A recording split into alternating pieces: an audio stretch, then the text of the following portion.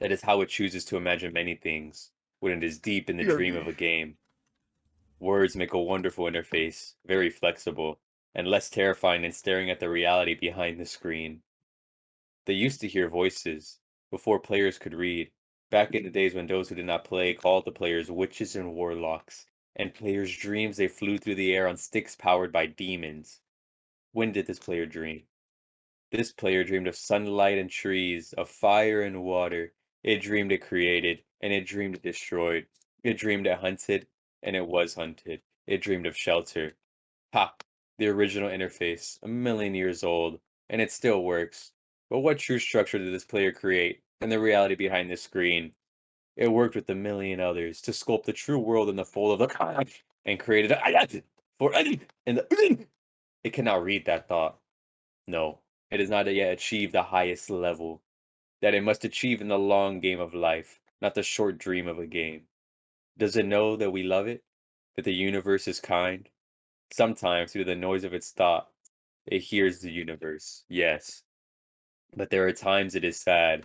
In the long dream, it creates worlds that have no summer, and it shivers under a black sun, and it takes its creation for reality.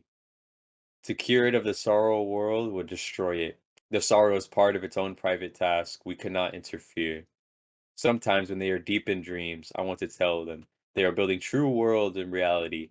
Sometimes I want to tell them of the importance of the universe. Sometimes when they have not made a true connection in a while, I want to help them speak the world they fear. It reads our thoughts. Sometimes I do not care.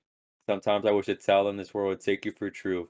Is merely and I wish to tell them that they are in the they see so little reality in their long dream, and yet they play the game.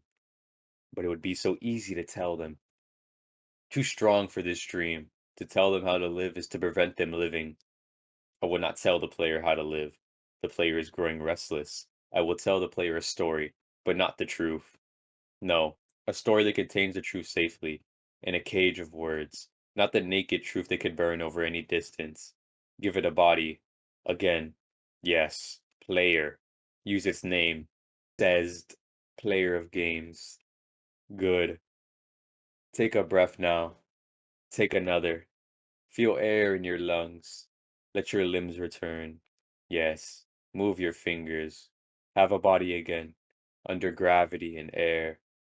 Respawn in the long dream. There you are. Your body touching the universe again at every point as though you were separate things. As though we were separate things. Who are we? Once we were called the spirit of the mountain, father sun, mother moon, ancestral spirits, animal spirits, jinn, ghosts, the green man, then gods, demons, angels, poltergeist, alien, extraterrestrials, leptons, quirks. The words change. We do not change. We are the universe. We are everything you think is in you. You are looking at us now through your skin and your eyes. And why does the universe touch your skin and throw light on you? To see you, player, to know you and to be known. I shall tell you a story. Once upon a time, there was a player. The player was you, says. Sometimes it thought itself human, on the thin crust of a spinning globe of molten rock. The ball of molten rock circled a ball of blazing glass that was 330 times more massive than it. They were so far apart that the light took 8 minutes to cross the gap. The light was information from a star, and it could burn your skin from 150 kilometers away. Sometimes the player dreamed it was a miner, and the surface of the world that was flat and infinite. The sun was square, white, the days were short, there was much to do, and death was a temporary inconvenience. Sometimes the player dreamed it was lost in a story. Sometimes the player dreamed it was other things in other places. Sometimes dreams were disturbing, sometimes very beautiful indeed. Sometimes the player woke from one dream into another, then woke up into a third. Sometimes the player dreamed to watch words on a screen. Let's go back. The atoms of the player were scattered in the grass, in the rivers, in the air, in the ground. A woman gathered the atoms. She drank and ate and inhaled. The woman assembled the player in her body, and the player awoke from the warm, dark world of its mother's body into the long dream. And the player was a new story, never told before, written in the letters of DNA, and a new player, new program, never run before, generated by a source code of 1 billion years old. And the player was a new human, never alive before, made from nothing but milk and love. You are the player, the story, the program, the human, made from nothing but milk and love. Let's go further back. The 7 billion atoms of the player's body were created long before this game, in the heart of a star. So the player two is information from a star. And the player moves through a story which is a forest of information planted by a man called Julian on a flat infinite world created by a man called Marcus that exists in small private world created by the player who inhabits a universe created by Shush.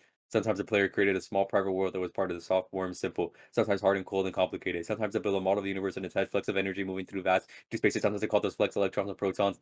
Sometimes they call the planet and stars. Sometimes they believe there was a universe that was one made of energy, made off of ones and zeros, one's lines of code. Sometimes I believed it was playing a game. Sometimes I believed it was reading words on a screen. You are the player reading words. Shush. Sometimes the player reads line of codes on a screen, decoded them into words, decoded words into meaning, decoded meaning into feelings, emotions, theories, ideas, and the player started to breathe faster and deeper and realized it was alive. It was alive. Those thousands of deaths had not been real. The player was alive. You are the alive. And sometimes the player believed the universe had spoken through it in sunlight and came through the shuffling leaves of the summer trees. And sometimes the player believed the universe had spoken to it through the light that it fell in a crisp night sky of winter, where the fleck of light in the corner of the player's eye might be a million times as massive as the sun, boiling its planets to plasma in order to be visible for a moment to the player. Walking home at the far side of the universe, suddenly smelling food, almost at a familiar door, about to dream again. And sometimes the player believed the universe had spoken through the zeros and ones, through the electricity of the world, through the scrolling words on the screen at the end of a dream. And the universe said, I love you. And universe said, "You have played the game well." And the universe said, "Everything you need is within you."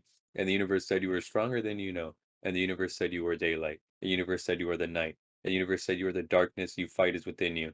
The universe said, "The light you seek is within you." The universe said, "You are not alone."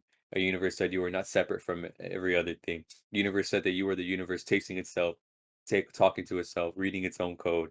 And the universe said, "I love you because you are love." And the game was over. And the player woke up from the dream. And the player began a new dream. And the player dreamed again, dreamed better. And the player was the universe. And the player was love. You are the player. Wake up! There you go. Yeah.